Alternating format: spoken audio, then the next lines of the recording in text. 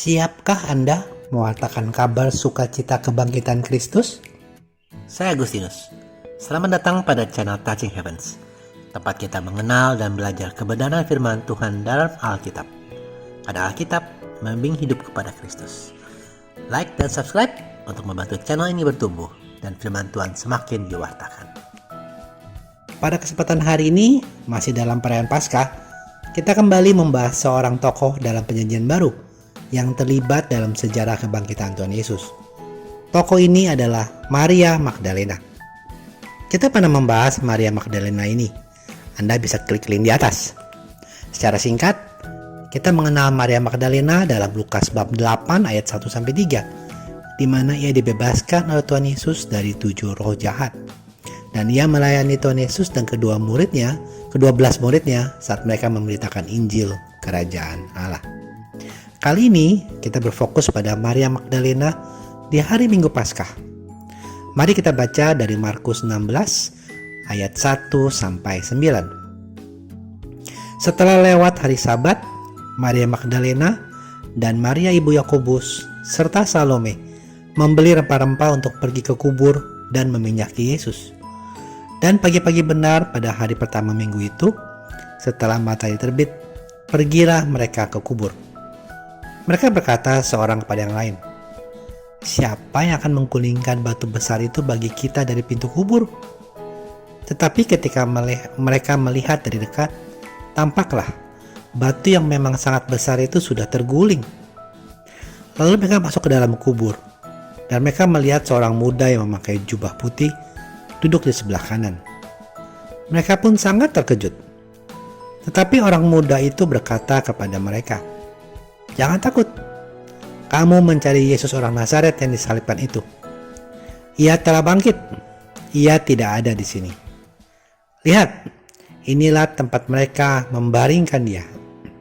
Tapi sekarang pergilah, katakanlah kepada murid-muridnya dan kepada Petrus, ia mendahului kamu ke Galilea.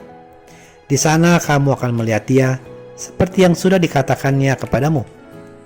Lalu mereka keluar dan lari meninggalkan kubur itu, sebab gentar dan dahsyat menimpa mereka. Mereka tidak mengatakan apa-apa kepada siapapun juga karena takut. Dengan singkat mereka sampaikan semua pesan itu kepada Petrus dan teman-temannya. Sesudah itu, Yesus sendiri dengan perantaran murid-muridnya memberitakan dari timur ke barat berita yang kudus dan tak terbinasakan tentang keselamatan kekal itu. Setelah Yesus bangkit pagi-pagi pada hari pertama minggu itu, ia mula-mula menampakkan dirinya kepada Maria Magdalena. Daripadanya Yesus pernah mengusir 7 setan. Lalu perempuan itu pergi memberitahukan kepada mereka yang selalu mengiringi Yesus dan yang pada waktu itu sedang berkabung dan menangis. Teman-teman, ingat bahwa Yesus tadi dikatakan mengusir 7 setan dari Maria Magdalena. Angka 7 sering digunakan sebagai lambang sempurna atau lengkap.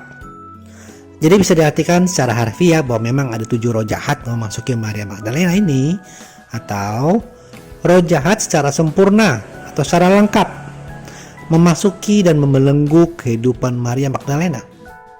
Jadi sangatlah jelas setelah Maria Magdalena dibebaskan dari 7 roh jahat itu, ia memiliki hidup yang baru. Oleh karena itu teman-teman, Maria Magdalena pastilah sangat terpesona karena kasih Yesus akan dirinya.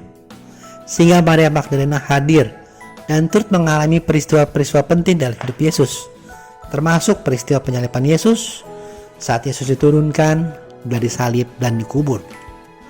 Dapat dibayangkan ya, betapa sedihnya Maria ini karena ditinggal sang guru yang disalib hingga mati. Baik untuk dipahami teman-teman, bahwa Maria Magdalena ini tidak tahu perkataan Tuhan Yesus yang akan bangkit, sebab informasi ini hanya dikatakan pada murid-muridnya, seperti yang tertulis dalam Injil Matius 17 ayat 22-23 berikut ini. Pada waktu Yesus dan murid-muridnya bersama di Galilea, ia berkata kepada mereka, "Anak manusia akan diserahkan ke dalam tangan manusia, dan mereka akan membunuh dia, dan pada hari ketiga ia akan dibangkitkan." Maka hati murid-muridnya itu pun sedih sekali. Anda pun bisa membaca perkataan Yesus perihal hal ini lagi di Matius bab 20 ayat 17 sampai 19. Namun, meski Maria Magdalena tidak tahu perkataan Tuhan Yesus bahwa ia akan bangkit, Maria Magdalena tetap punya hati yang sangat mengasihi Tuhan Yesus, sekalipun Tuhan Yesus sudah mati. Terwujud dengan dia datang ke kubur Yesus saat pagi-pagi benar, saat murid-murid yang lain bahkan belum pergi ke sana. Kemudian, setelah berjumpa dengan Yesus sudah bangkit, Maria Magdalena langsung memberitahukan, mewartakan kepada murid-murid yang lain. Dapat kita lihat ya, betapa Maria Magdalena mengasihi Tuhan Yesus, baik selama kehidupan pelayanan Tuhan Yesus maupun setelah wafatnya. Maria Magdalena tetap mengasihi, bahkan sangat rindu kehilangan yang sangat dalam, sehingga bersama Maria ibu Yakobus dan Salome, mereka datang pagi-pagi benar ke makam. Teman-teman, teladan dari Maria Magdalena hari ini adalah bagaimana kita mewujudkan cinta kita kepada Tuhan Yesus. Dia yang sudah mau menderita begitu rupa, hingga mati hina di atas kayu salib. Mari kita wujudkan dengan melakukan perbuatan kasih kepada sesama, dengan apa yang kita punya, dengan apa yang kita bisa. Ingat, betapapun kelam masa lalu kita, Tuhan tidak akan membiarkan kita dalam keterpurukan, tapi akan membangun iman dan masa depan kita. Seperti Maria yang dulu hidup dengan 7 roh jahat, menjadi orang yang percayakan Tuhan untuk menjadi orang pertama yang memberitakan Injil setelah kebangkitannya. Jadi, beranilah kita untuk bersaksi, dan bersaksilah dengan hidupmu. Terima kasih sudah menyaksikan.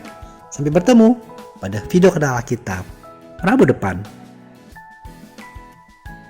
Kasih karunia Tuhan Yesus Kristus menyertai Anda sekalian. Amin.